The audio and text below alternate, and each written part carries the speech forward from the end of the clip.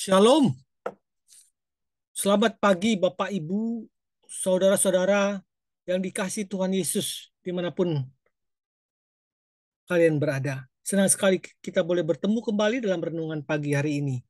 Baik, sebelum kita mendengarkan firman Tuhan, kita bersatu di dalam doa. Mari kita satukan hati kita. Dalam kerajaan surga, terima kasih Tuhan untuk kasih karunia-Mu. Engkau memberikan hari yang baru buat kami. Kami percaya Tuhan ada maksud-maksud baik buat hidup kami di hari ini, siang hingga nanti malam. Tuhan itu masuklah ke dalam hati kami. Beracaralah seluas-luasnya dalam hati kami. Tuhan, kami juga mohon kekuatan daripada Tuhan dalam hal-hal godaan-godaan dunia ini semakin hari semakin berat.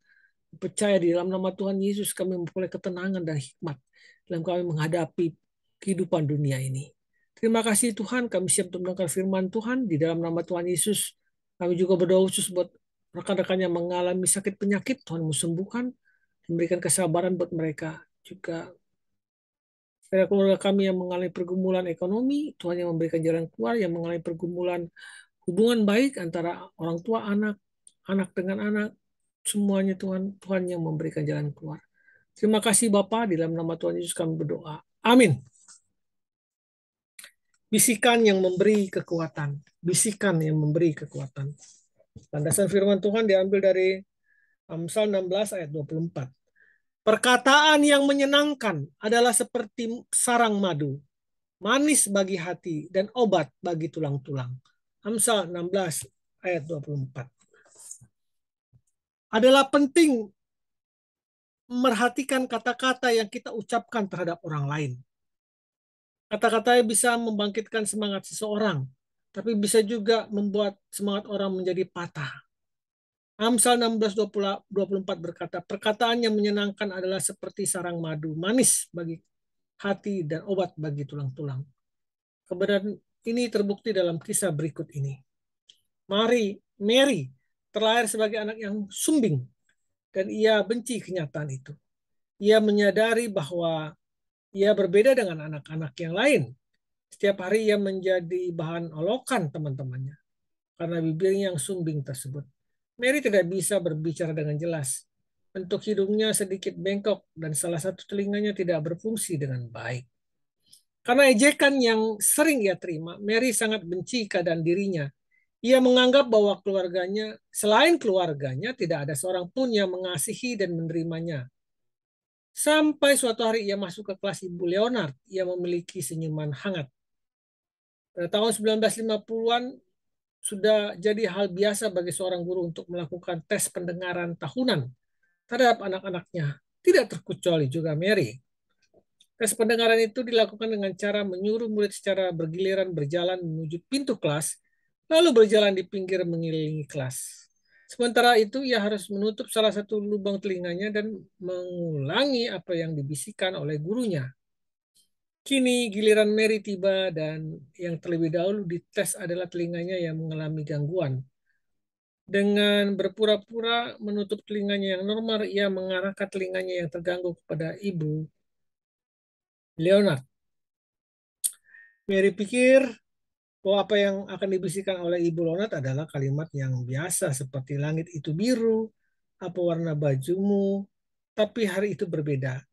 Sepertinya Tuhan sudah menaruh kata-kata itu dalam benak Ibu Leonard. Kata-kata yang singkat namun bisa mengubah hidup Mary selamanya.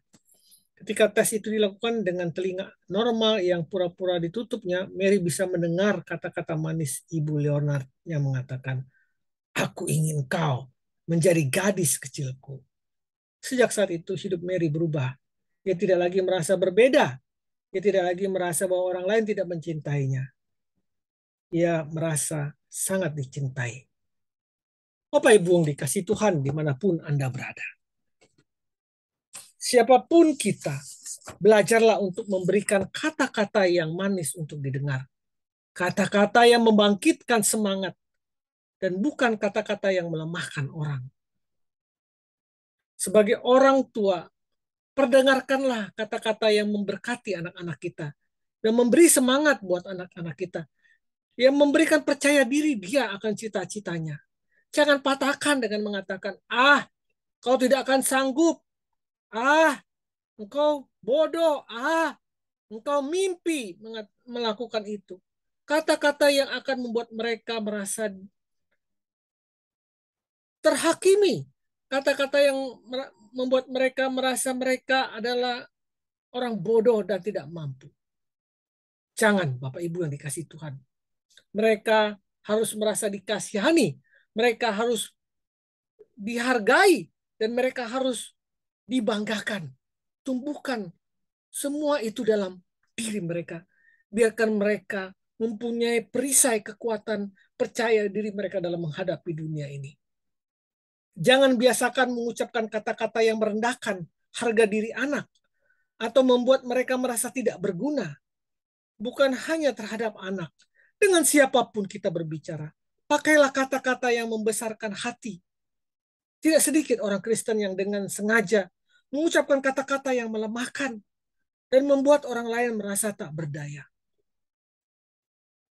Bukankah ini merupakan suatu kekejian? Mari kita berdoa. Tuhan Yesus yang bertata dalam kerajaan surga, berjagalah di pintu bibirku, agar setiap kata-kata yang aku keluarkan merupakan perkataan yang memberkati dan perkataan yang memuliakan-Mu, ya Tuhan. Dalam nama Tuhan Yesus. Amin. Kata-kata bisa menjadi obat mujarab, tetapi bisa juga menjadi racun yang mematikan. Selamat pagi, selamat berkarya. Tuhan memberkati kita semua. Amin.